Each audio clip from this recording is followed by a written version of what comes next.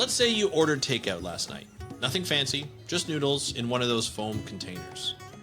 You toss it in the trash after you're done with your food without even thinking anything of it, like you've done 100 times before, because that's what happens when you order takeout. But the container could break into microplastics, wash into a river, and end up inside a sea turtle, a marine mammal, a seabird, any kind of animal. It's not going to decompose because that's not what it does. It won't be recycled, and it may harm ocean life for decades, oftentimes leaching chemicals into the body, including not only just regular animals that you see like seals, seabirds, and sea turtles, but also humans. In this episode, we're going to talk about the journey of foam, those styrofoam containers that we get from takeout places and other places, and why it's time to stop using them altogether. We're going to be talking to Oceana's Christy Leavitt, who is the campaign manager for Oceana on plastics, especially talking about plastic foam. And there's a new report that Oceana produced called Plastic Foam Needs to Go. We're going to talk about that report and why it should concern you today and your health. Let's start the show.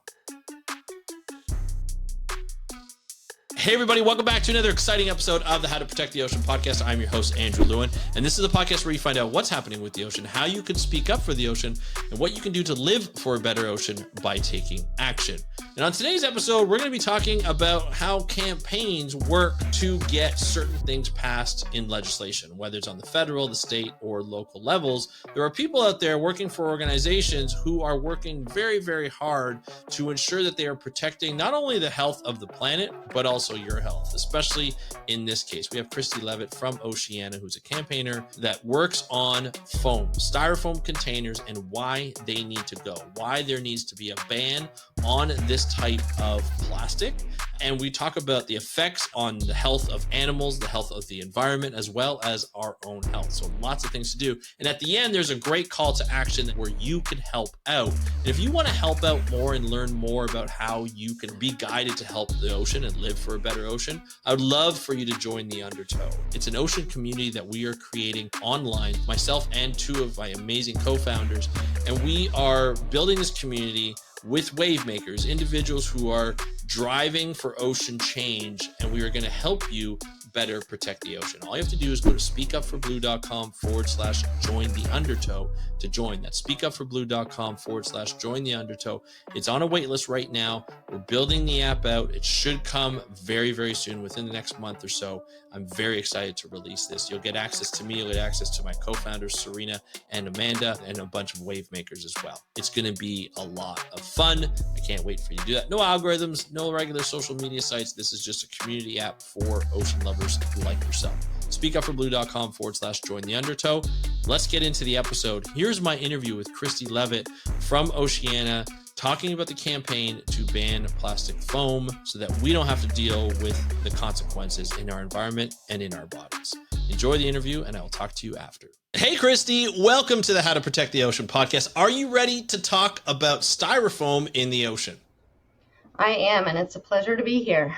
Oh, I'm so happy to have you on, Christy. I know this is the first time we've actually met, but to have someone from Oceana on the podcast is such a delight. We've had people on from Oceana Canada before. I've had people on from Oceana, but it's been a while, and it was just so much fun to have, because I know the amazing work that you guys do, and you guys do such a plethora of work, such a wide variety of work, not only in fisheries, but in plastic pollution, and it's so important to discuss, and I'm really delighted that you're here, that we're going to be able to discuss that. We're going to be focusing on plastic foam today, like styrofoam, and really focusing in on those styrofoam containers, that takeout containers and stuff that we get, that we don't even realize. And I think a lot of us in when we go through our everyday life, we don't question it, because it's just, we go take out. Everybody, we're all on the move, and we're going quickly, and we get this takeout, and it's the container that it comes in, and you try and tell people, hey, why are you using plastic foam? But sometimes they're like, that's what we can afford, that's the way we do things, and so that happens. And so it's tough to really think about what we can do to make it better. So we're going to talk about the new report that Oceana released called Plastic Foam, how it needs to go. And I want to get into sort of the nitty gritty about it all. But before we do, Christy, I want to get to know you a little bit, and my audience to get to know you a little bit. So why don't you let us know who you are and what you do? Great. Well, it is such a pleasure to be here. So I'm Christy Leavitt. I work with Oceana in the U.S. I am our U.S. Plastics Campaign Director. And so what that means is I run our campaigns here in the U.S. to stop the production and use of unnecessary single-use plastics.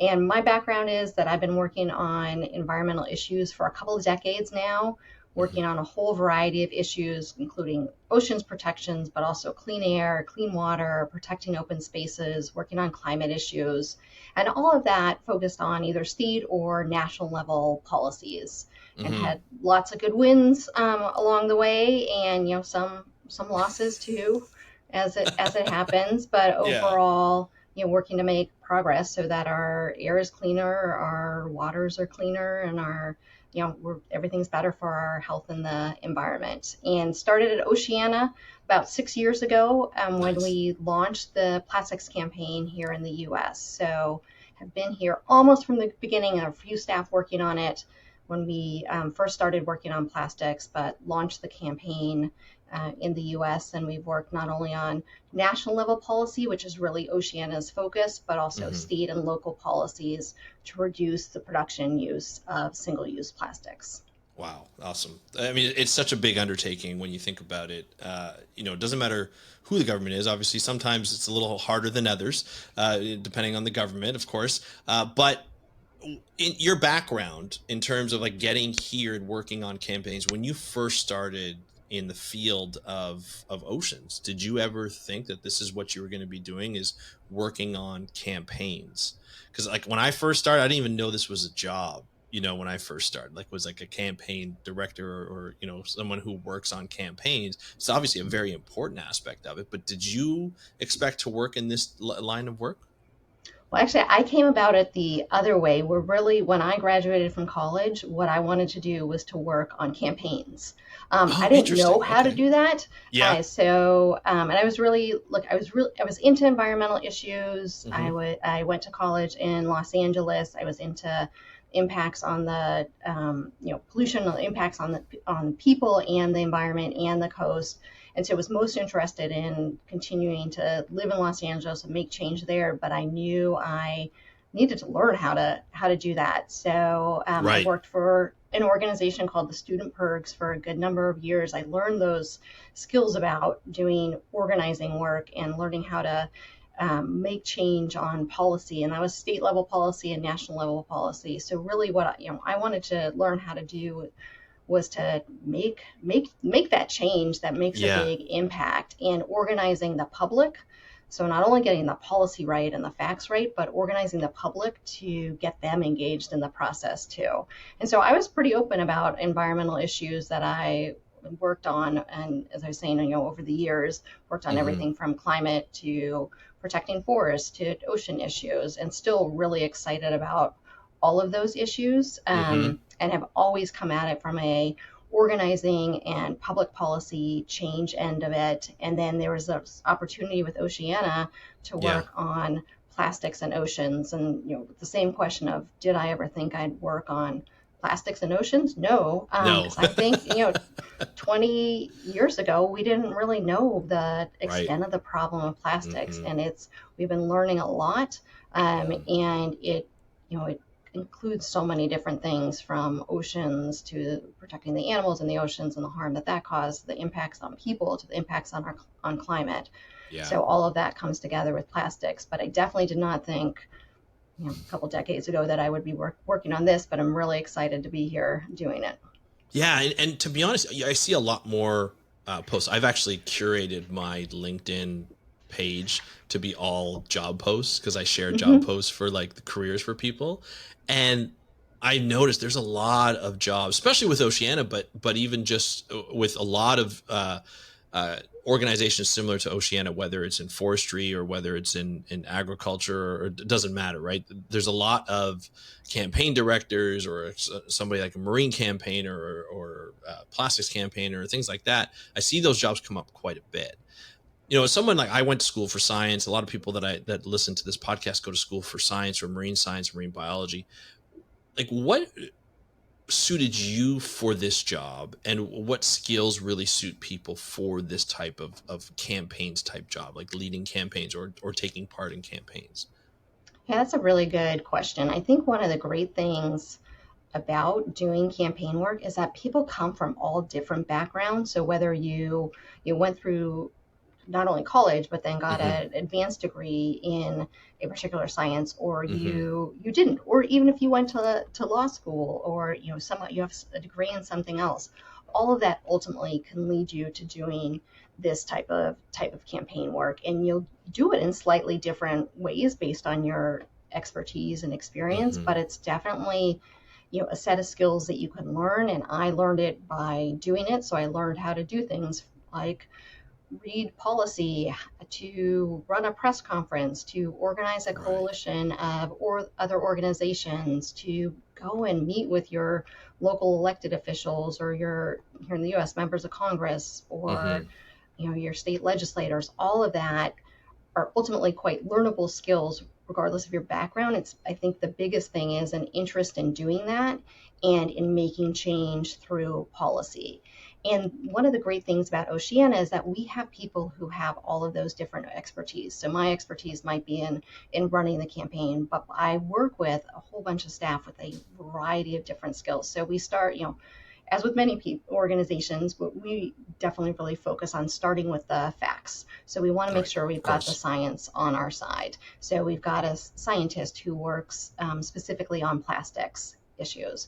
We've got policy staff who spend their days up talking to members of Congress and their staff and the administration. We've got lawyers on staff. We also have our field representatives who are based in states around the US, particularly coastal states, who are building up that political support on the ground, Hmm. just getting regular, ordinary people engaged in our campaign efforts, plus then people who have some power locally who might be able to influence what Congress is doing. And it's Right. really that, for Oceana, that mix of the science, the policy, the legal aspects, the grassroots support, and then being able to communicate that to the public.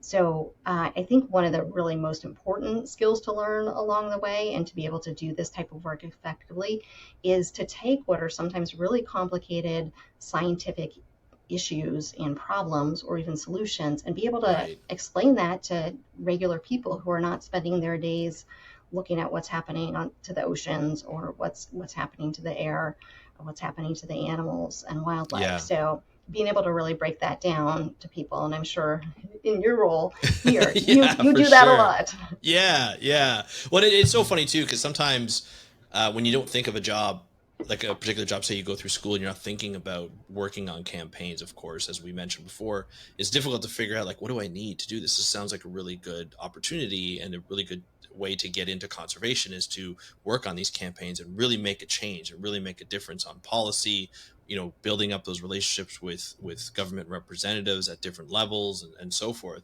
And there's so many, even within like the campaign sort of avenue, and career sort of path, there are different levels within it, from interns and all the way to like sort of like a junior campaigner, and then a senior, and then like you said, the field representatives as well. And everybody seems to enjoy their jobs. Like, I know people who have worked in the field in campaigning, and for Oceana in particular, and they've been doing it for like 9 or 10 years, and they absolutely love it. And they get out into the field, and they're talking to people, and they're going out on boats and like doing all these photo ops and stuff. And I think it's really great. Greenpeace is also, an organization that's known to do campaigning, and they're a little bit more activism and stuff, but it's just a different way of looking at it. Now, you've mentioned you've worked in a lot of different um, almost realms, let's just say. So the marine, the forestry, what drives you to choose the path that you've taken, like to choose the type of campaigns that you work on? What has been that driving factor for you? Because I've talked to scientists where they're just like, they're the researchers, they're driven by a specific question. So it doesn't necessarily have to be that the topic is a certain animal. It's more of like, what is that ecological function that drives this animal to do a particular behavior or a particular ecological um, motion or function, compared to another animal that does the same thing. For you, what is that driver to choose the campaigns that you want to work on, or to apply for a job to work on the campaigns that you want to work on? right? I'm sure that has changed over time. So Right. when I'm first starting, I grew up in California. Right. I didn't live on the coast, but lived near the coast. The mountains are amazing. The parks Hmm. are amazing. So there's definitely, a connection to nature and a variety of types of nature. That was a strong interest. And I think, I still definitely have that. I live in a city, but I love going out to explore our national parks. I love going to the coast. I love looking, going to all sorts of places. Yeah. So I think, the connection to nature. I Hmm. also think over time we've found more and more problems. Mm. So That's true. when I was in school, climate change was not a huge problem that we talked about a lot, but Hmm. it is now. And so I think, so climate is a big driver for me overall. And plastics definitely plays into that. The oceans are being impacted by that. Hmm. So that is one of the big things. But I think sort of at the core of it, I've got two kids they're no longer little kids. They're medium-sized kids now, but I want them to live Yeah. in a world that there is clean air, clean water, that there are the oceans, that the oceans are filled with all sorts of wildlife, that there's people who can sustain their livelihoods by relying on Hmm. the oceans, that all of that exists not just for the next 5 to 10 years, but it is for decades and decades from now, if not centuries. I want my kids to grow up and have a world where there is clean air, clean water, oceans. I want their kids to be able to do that. So Hmm. I think, as a parent, that's a big driver. But also beyond me, I want to make sure that other people's kids can do that too. So that it's, I look at my kids and what I want them to be able to do, but I also want people around the country, around the world, to be able to have those same things too: clean air, clean water, Yeah. open spaces, Yeah. oceans, all of that. Well, and we know how much it plays a role in our health, overall health, not only physical but mental health as well. I mean, Jay Nichols, I always mention him in probably every episode that I can with his Blue Mind book. And the fact that it helps us to have the ocean in good health. Just in general. Just if we can keep that in good health, keep our planet in good shape, then we can do it. And some of the stuff that you campaign for to unite is like basic needs. It's just like we're just asking for, pretty much like let's just keep the environment as healthy as possible, and let's like not have as much negative influence on it. But it's such a big thing to do. The campaigns. There's a reason why there are campaigns that we do that you participate in to get these plastic like foam and styrofoam out of circulation because they can be bad for our planet. They can be bad for our health. So I think it's really interesting. I love the driver for that. I think it's really cool. And obviously it evolves, right? I was expecting that it evolves as you go through, and certain things interest you, and as your kids grow up and you start to see Definitely. the effect. Like I have two teenage daughters, one going into university next year for wildlife and conservation, so I'm like very excited about that. Very Not cool. marine biology, but nobody's perfect. It's fine. It's fine. But it's kind of cool to see. And we discuss a lot of some of the issues. Just like I don't understand why this is an issue. Like this seems to be just basic, but it is. And then we have to make a case for it, and we have to campaign on these things. So I think that's really cool. Let's get into the plastics, because this is what we're here for in the styrofoam. There is a report that Oceana put out called "Plastic Foam Needs to Go." It's a really well written report, very easy to read for anybody who wants to pick it up, and I'll put the link in the show notes so that people can get access to it. Speaking of drivers, what was the driver to write this report? Well, so as overall, Oceana is working to reduce the production and use of single-use plastics, and we're taking a step back. We're doing that because single-use plastics and packaging makes up about 40% of all the plastic made each year. So that's a lot, and a lot of that 40% is unnecessary. And Hmm. so if we can make an impact on that, it's going to ultimately protect our oceans, because we're making less of it, and less of it's going to end up in the ocean, but it's also going to have lots of other benefits too, in Hmm. terms of climate issues, in terms of other clean air and clean water issues. So that's our starting point, is taking that piece of the pie. I guess it'd be this Yeah. piece of the pie that way. So dealing with that part of it, there are some really problematic single-use plastics, and plastic foam is one of those. So plastic foam, it's formerly called it's formerly called expanded polystyrene, and it's, as you started the show, it's often referred to as styrofoam. Right. And it is something that there are good alternatives to now. There is no reason why we should be relying on this product it pollutes our environment.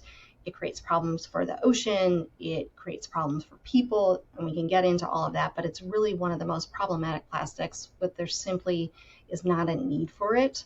Right. And so we wanted to do this report to help educate people and show people that plastic foam is hazardous to our oceans and our health. Mm-hmm.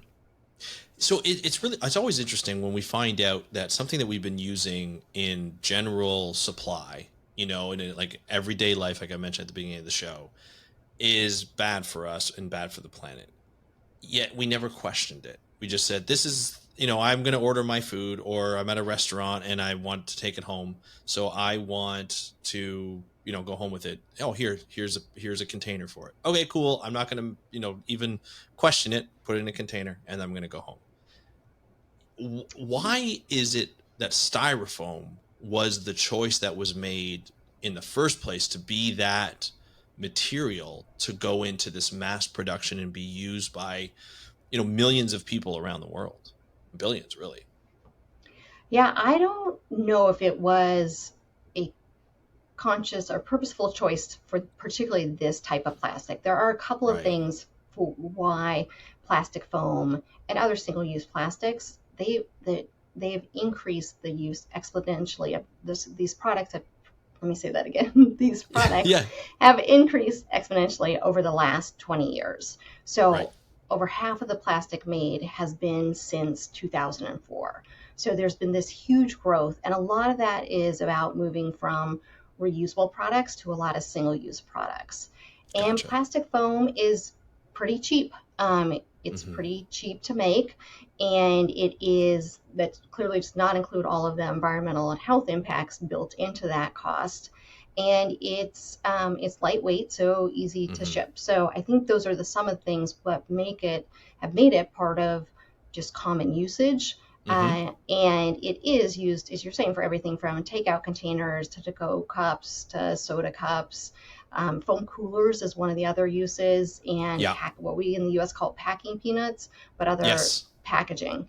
I don't know, packing peanuts in Canada too. It's pretty much the same. Yeah. So it is. So it does have its uses, but all the problems with it, both on the production side and the toxic chemicals that come out of our use of it, that then has an impact on us, and then its disposal, are all totally problematic. And some of those things that might make it useful for somebody, to sell the product, are some of the problems with it. So it's really lightweight.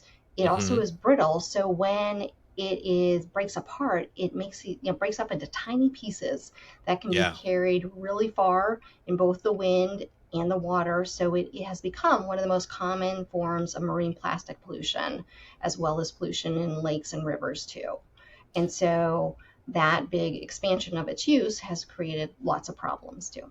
Well, and if you've ever handled anything that's styrofoam related, God forbid it breaks, or you try and break it down, it seems like it's a product just made of these tiny balls of styrofoam. And so when it breaks, these things go everywhere, and they're very difficult to clean up if you think about it, right? I'm thinking of in my mind right now, I'm thinking of a styrofoam cooler. If that breaks or gets crushed by something, it just goes everywhere. And it's really difficult to take up every little piece. It's not like big chunks or things like that. So think of when I think about that, I think about that happening at a beach. If somebody takes a cooler to a beach, it say even if a piece like chips off, and they're like, oh, no big deal. You try and pick up as much as possible, but you still get these little beads that are in the sand that eventually travels. They're lightweight. If they're not buried in the sand, they can go into the ocean or they can go into the dunes if there are dunes in the back. And animals will eventually try and pick them up, as they think, oh, maybe it's a bird, maybe it's a sea turtle, as they're trying to get some food or something like that. If it's floating, they might just experiment and try and get it in there. And we don't think about that when it happens, because I'll have it in my driveway and it'll break and I'm like, oh, like I got to go and pick it all up and stuff. And who's going to take it? Like, what's going to be affected by this? It's on my own property. It's not going to affect anything, but birds pick it up. I've seen birds pick it up. I've seen squirrels pick it up. Animals pick this stuff up. It's harmful for these animals. It'll eventually kill them or harm their health. And I think we don't think about that. We just think, oh, it's a cooler. I can grab it, bring it to the beach or bring it to wherever on a picnic, and then I'll just throw it out because I don't want to keep it. It's very much in our convenience, for this type of work, even though there are so many other products available now. I feel like it's almost, sometimes I still wonder why we have this problem, because there's so many alternatives available for restaurants as well as for consumers, individual consumers. So, and this in your report is like, why is it so hard to get it out of production? Why is this so difficult? It is primarily, it's a plastic producer. So they make this product, they want to keep selling the product. And it is, for all the reasons you said, totally problematic and harmful to animals. We could talk about some specific examples if that's helpful too. But the main reason we still have it is that the companies that produce it want to keep producing it, and they want to keep it on the market. There's countries around the world, and I think Canada too has a plan and a law to phase out single-use plastic foam. In the US, we don't have a law like that on the national level yet, but we do have state laws, and cities and counties are working to phase it out. It really should be that the companies that use and sell and distribute this, that they're doing it there on their own, and they're stop using it and using it as the coffee cup or the takeout container or the packing peanuts, but they're not doing that in all cases. And so these government policies are really important to make change on the issue and to move it on out. So that's what, if the companies aren't doing themselves, governments really need to step in and make a difference, because it is such a problem for whether it's sea turtles who are eating it, or birds that are picking it up like you were describing, or they see it floating on the ocean and they think it looks like little fish eggs. They eat it that way too. So it's really problematic for ocean animals. I never thought of the fish egg scenario, but yeah, that makes complete sense. Obviously, there's an environmental impact to it with birds, with fish, with sea turtles, like any animal really that wants to pick this up wherever it can find. But it also affects humans as well. Like these things get into our system. How does it get into our, like, how does it affect us? Because some people are like, I'm not going to eat it. Like, why would I get it into my system? Like, what contributes to like the I guess bad health, for lack of better terminology? Yeah, well, it is. I remember as a kid having a foam cup, and you start playing with it and you break it apart. And I'm sure there's kids around me and around the world who are have eaten foam. But even if you're at the point in your life where you're not going to eat that foam cup, plastic foam is made from a product called styrene. And styrene is toxic to the human nervous system. It's also a probable carcinogen, which what that means is it probably causes cancer in people. And it easily leaches into food and beverages. So it comes out of that plastic foam cup or your clamshell container that's holding your takeout. That chemical can leach out and into you. And one of the things about styrene is that it leaches out at even more at high temperatures. So to think of that hot cup of coffee, in a foam Yeah. cup, that's even more problematic because that heat is leading to more of that Yep. styrene chemical being leached into the coffee. So it is quite ridiculous that when we, are drinking a drink from a foam cup or we're eating something from a takeout container, we could be risking our health. And in the US, the American Academy of Pediatrics recommends parents avoid polystyrene plastic, which is a plastic foam is a type of polystyrene. Hmm. So we've got, it's a probable carcinogen, it leaches into our food and drink, and it also pediatricians are saying don't give this product to your children.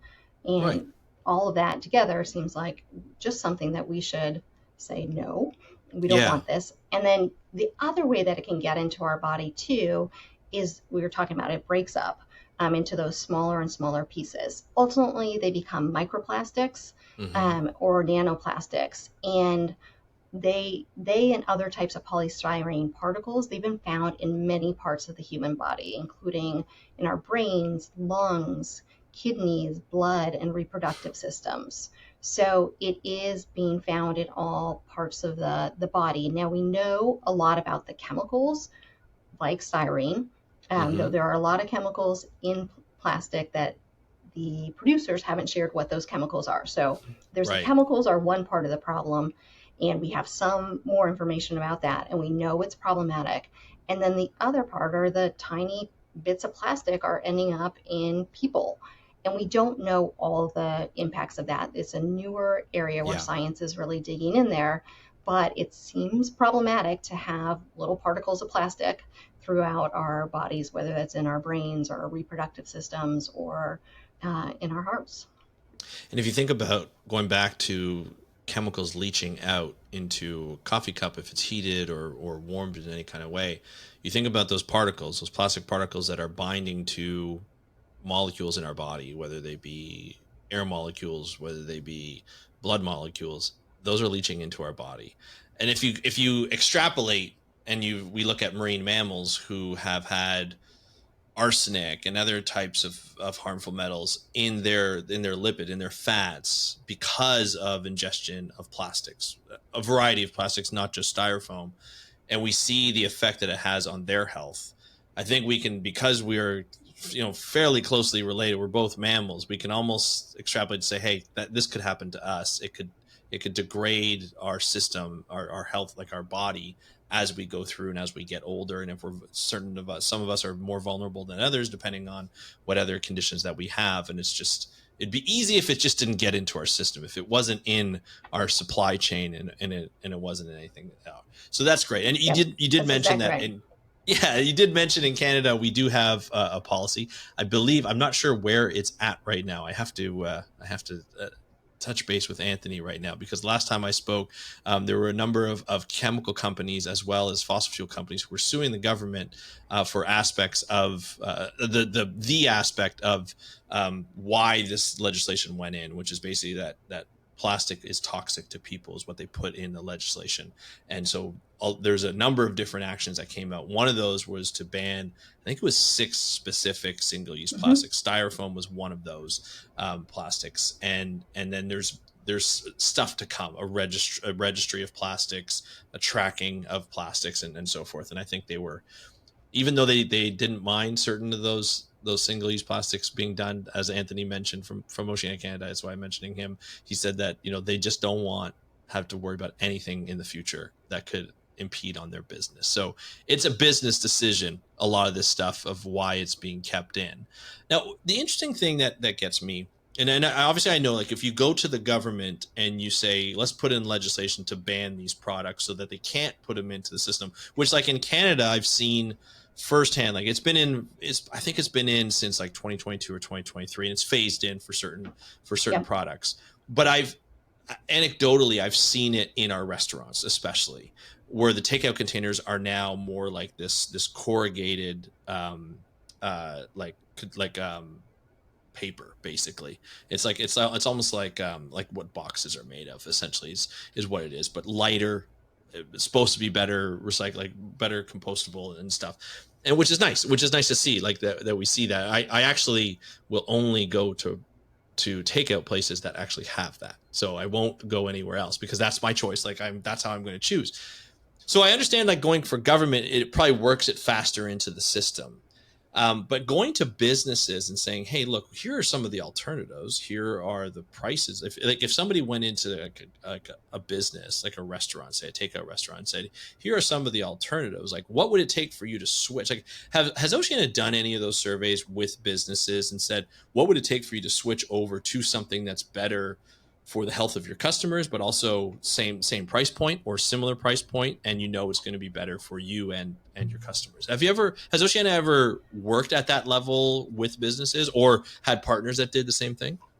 Yeah, we at Oceana, we haven't done that. Okay. So going business to business, some coalition partners have been more engaged in that, and some of the things that we do know. So ultimately, the best solution is moving to a reusable or refillable product. Right. So there are some companies in the US, and if not yet, soon in Canada, hopefully, that are doing reusable takeout containers where Right. you can order your takeout, whether it gets delivered to you or you're picking it up, and it's going to come in a container that then you either give back to that delivery person or you can drop it off back at the restaurant where you got it, or some places have other drop-off locations. It then gets washed and cleaned and returned to a restaurant for use again. So systems like that are the best.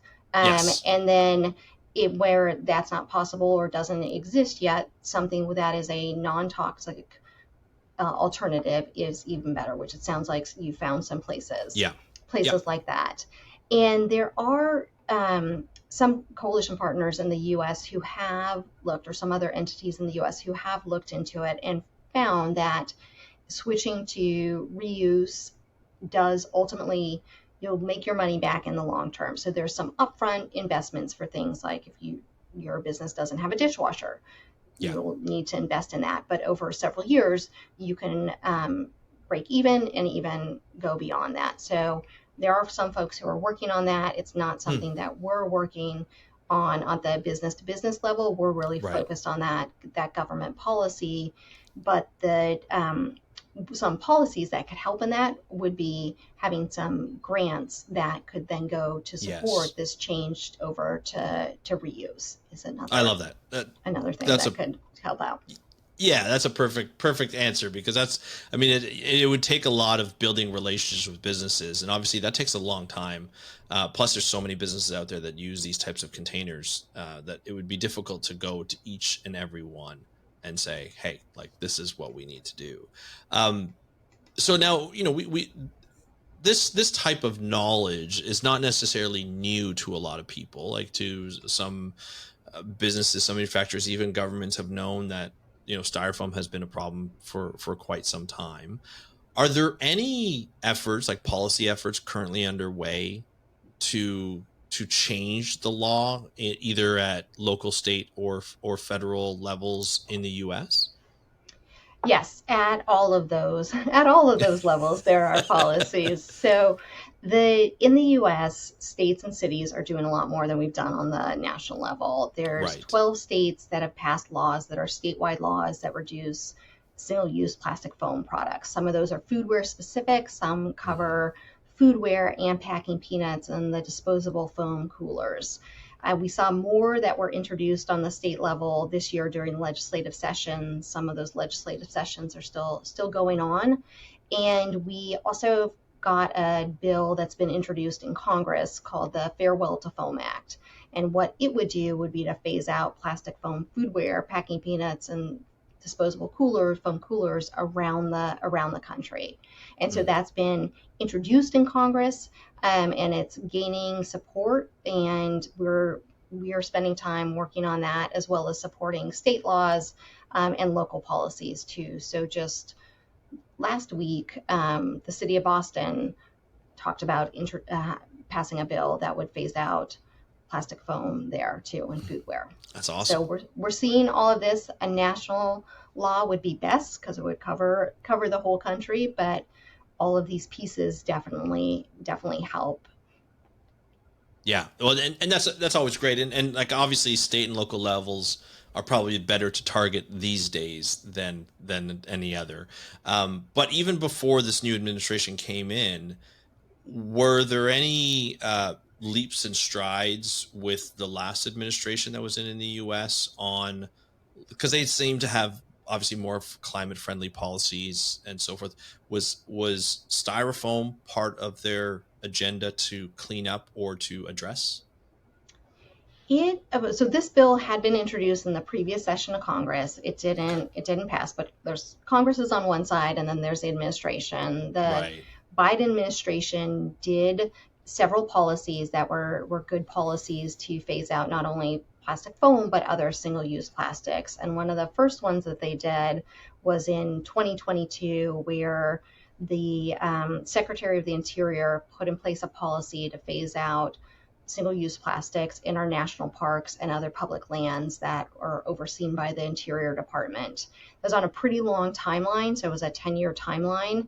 Unfortunately, that has now been overturned by the current Secretary of the Interior, but the previous policy covered plastic foam as well as other single-use plastics, and parks were starting to work on that. Now, that's a small but very visible part of the federal government. People in the U.S., as I know this is true in Canada too, love our national parks.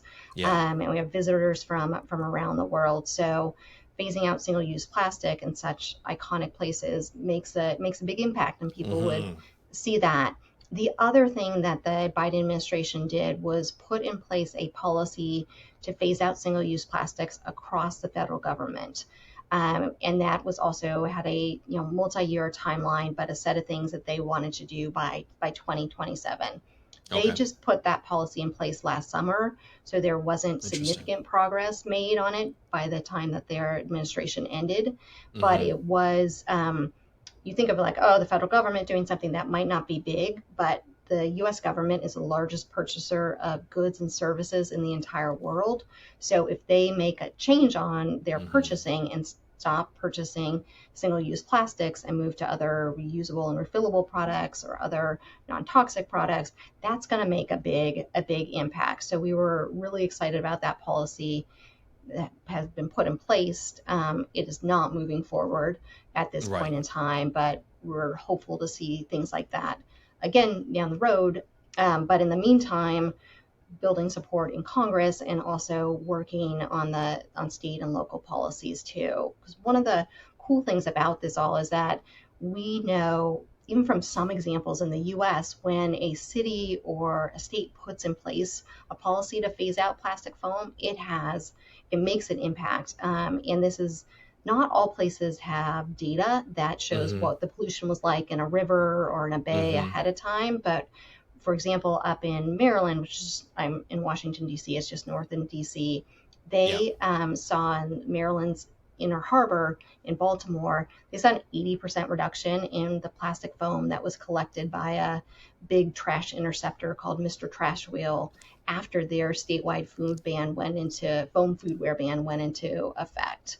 Love Mr. Trash Wheel, by the way. You do? Oh, good. Yeah. I'm a fan of Mr. Trash Wheel as well. Anything with googly eyes is fun. Exactly. We don't have Mr. Trash Wheel in DC, but we here in DC, the city put in place a single-use plastic foam ban about 10 years ago, and in the first year, there are trash traps along the Anacostia River, which runs through the city. There was a 50% reduction in plastic foam at the end of the first year. And then after 5 years, that pollution fell 88%. So it's clear when a city or a state puts in place these policies, you can see big reductions in the amount of foam that is collected by these trash collectors. And it's not just because people are being more careful with it. They're just not using as much of it because it's been phased out. So if we can get that across the country, it can make a big impact. And as your law gets implemented in Canada, that also can make a big impact. And good news from Canada, not only is it about the plastic foam, but it deals with other single-use plastics too. And Anthony can definitely give you an update. I think it's still I think there's The still law court still case, moves right? forward, and then there's still court cases too. Yeah, I Yeah. think now, I think the government won the appeal. I think it's still going back to court. The last time I checked, I think is what it was. So, but the law is still in place. That's what the Yeah. beautiful part is. Now let's talk about campaigns.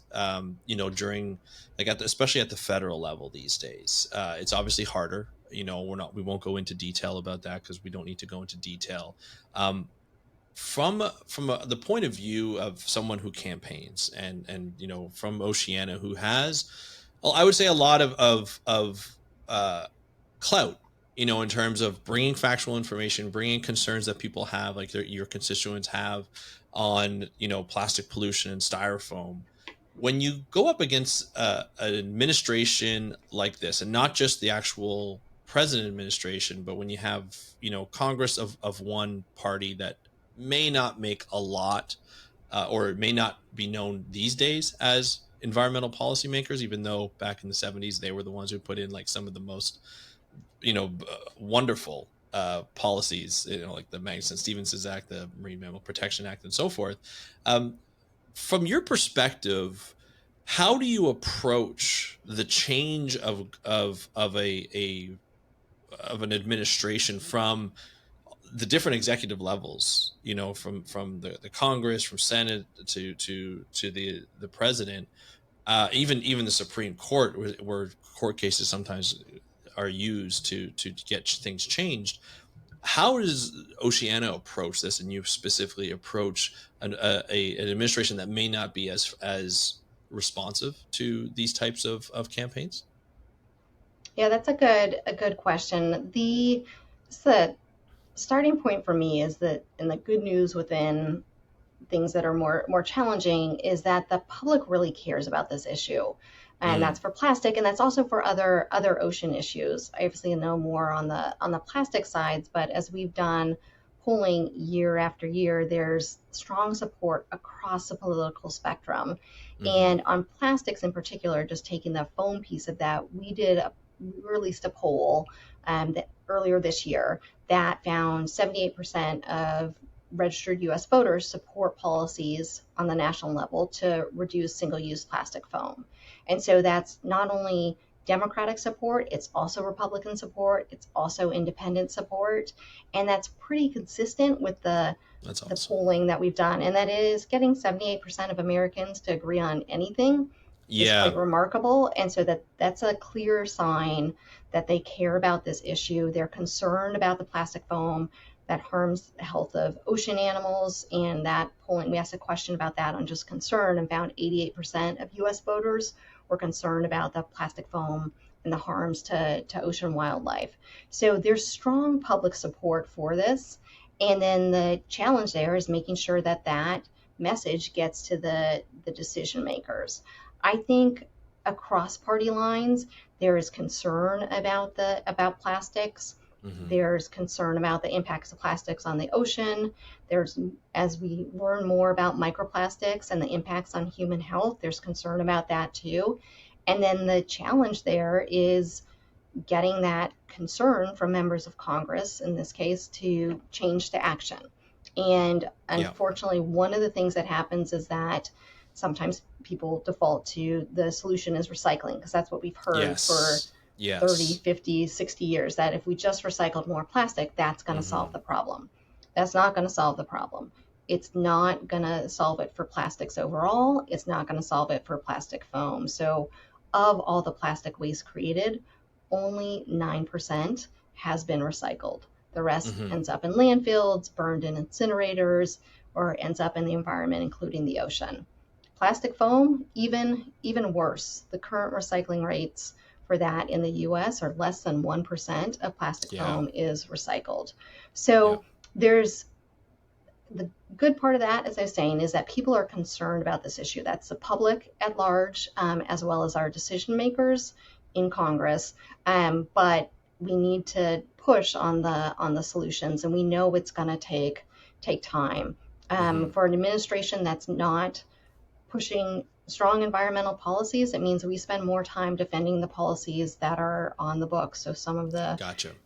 the laws that you were just mentioning, we're going back to protect the Marine Mammal Protection Act. We're Yeah. working to protect NOAA, which oversees a lot of the oceans and the protections. And that is, it would be much better if we were it would be much better if we were able to push forward strong policies that did even more. But right now we're at the point where it's on the national level, it's a lot about defending the laws that are on the book and finding champions and supporters in Congress from both political parties who are gonna do that. And where there are even more opportunities in the short term is on the state level. Wonderful. And let's be honest too, like some of these policies don't just get written up in one day and then put it through Congress and then they're voted on and they go through and they're done like the next day. Sometimes these take years to put together. Unfortunately, sometimes it takes years for people to gain the support, like within Congress or on a federal level, even state level and even local level. And so what I guess my question is there's no need to stop because of a specific administration may not want to put it through. You continue to bring it forward, but also knowing that at some point there's going to be somebody who's interested in this and will be the champion or champions to push it through. Correct? Definitely so. It is. We will make as much progress as we can right now and defend all the laws that we can right now. And we need, the public needs to get engaged with that and support that. But it is also, this will be long term. So if we can't pass a bill to phase out plastic foam across the country this year, we'll keep building towards next year and the year after. They'll ultimately we've built up enough support to do it. And that's why that public concern, getting people to talk to their local elected officials, whether that's their mayor or their city councilor or their member of Congress, it's so important for that concern then to change that into action. Yeah. And let's be honest, if you put it through local and state levels and you see progress in there, that might trigger somebody at the federal level to be like, oh, this actually worked. How did it work? Okay, let's use this aspect in this state and let's use this aspect in this state and let's put it together. So there's a lot of benefit in doing it at the different levels. Let me ask you this. This is something that I've been curious about, and I haven't seen any data on it, and it's more anecdotal from responses that I have anytime I post up anything plastic related or plastic pollution related. We've covered it a number of times over the 10 years of this podcast.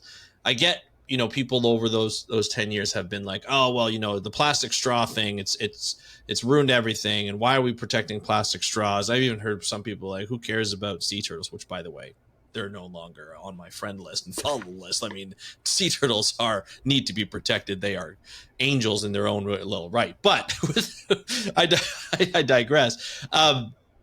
Has the focus on plastic straws since that that video that went viral where the plastic straw was pulled out of that sea turtle, has it hindered the ability to put through plastic or anti-plastic or plastic policies to handle not only plastic straws but others? Have you found that to happen? Has that been studied or looked at in any kind of way that you know of?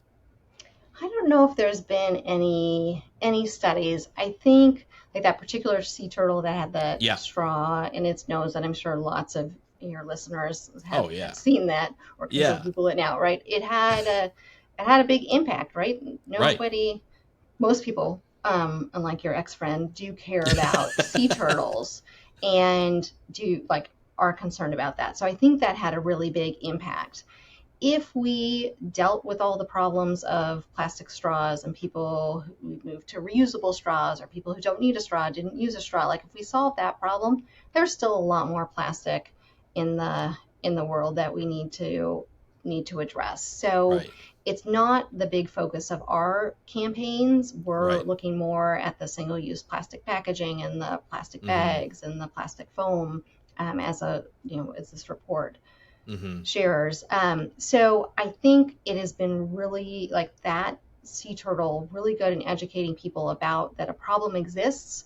It's not just about the straws. It's about so much more. So it is, and I think that's important for people to keep in mind and to know. And we've just got to keep educating people if they think it's been solved because we dealt with the straws or they don't want to talk about straws anymore. There's a whole lot of other single-use plastic that is having an impact on the public's health, it's on our oceans, on the Yeah. marine wildlife. All of those are things that we need to address.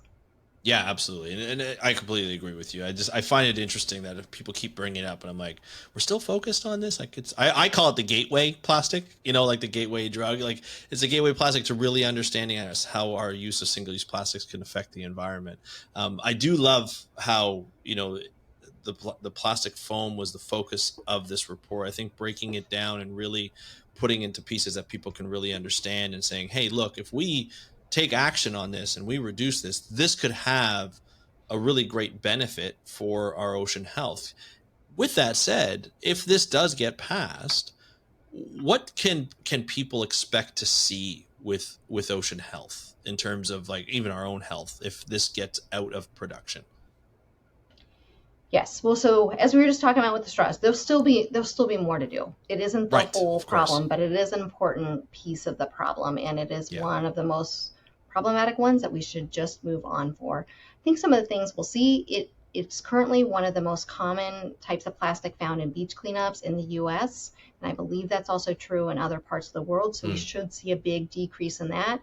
So that means there's less foam that's ending up on our beaches and in our oceans. There'll be hopefully less plastic foam coffee cups that people are drinking out of. So it won't solve the whole problem, but it will make it so that we are using less of this problematic chemical called styrene, that the little bits and pieces of plastic foam are not breaking up and ending up in on our coast, on the beaches, in our waterways, and that animals then are ingesting it and either choking on it or just taking those chemicals through their bodies. So it will make a big impact, and it should be a good first important step for the US to do in terms of national policy. There definitely will be more to do.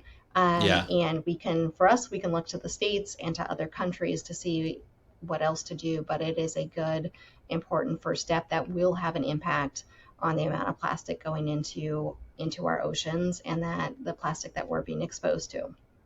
Awesome. Good to know. Now, if my audience is they're ready, they're hyped, they want to help. They always ask, Andrew, how can I help? How can I help with this like piece of legislation or policy to get through, or how can I help with this campaign? So, this is your chance. Talk directly to the audience and be like, how can they help with this specific campaign for Oceana? Great. I love that question because there's lots of things that folks can do to help. The biggest thing for folks in the US who are concerned about this issue can do is talk to your members of Congress. Tell them about the problem of plastic foam. Tell them about the impacts on the oceans and the marine life and human health, and ask them to support the bill, which is called the Farewell to Foam Act. Really straightforward, phases out the single-use plastic foam, and we need more supporters, and we need more Democrats and more Republicans to support the bill. So that's a great thing that people in the US could do. If your member of Congress is already on board with that, talk to your state and local officials too about how they can get involved. And in Canada, it seems like more work to do there too, but you guys are on the way. Really absolutely good. We have a little bit of a pipeline problem these days, but that's a different issue and something that we have to address in the long term. But our plastics, I'm very pleased that we were able to come up with like our government was able to come up with that in good time. Like it was really nice. It was definitely needed, and hopefully that can be expanded upon and made even more prolific throughout the thing. We see more changes. So I mean, it's once it's done and it's in effect, it's really nice to see the alternatives start to come out and businesses be happy about it and stuff. And I really look forward to seeing that in the US as well when we visit. So Christy, thank you. Me too. Yeah, exactly. Right. But I just I want look to say, forward Christy, to sharing that with you. Yep. Yes, we'll have you back on to kind of give us an update on this policy and see where it went and how we can help in other ways and so forth. My audience is your audience, so just let us know what we can do, because that's what we want to do. We want to help. So, Christy, I want to thank you so much for coming on the podcast and sharing this with us. It's something that's extremely important to me. I'm sure it's extremely important to the people listening to this episode, and we really appreciate the help and the work that you and Oceana have done over the years and continue to do now and in the future. So thank you so much.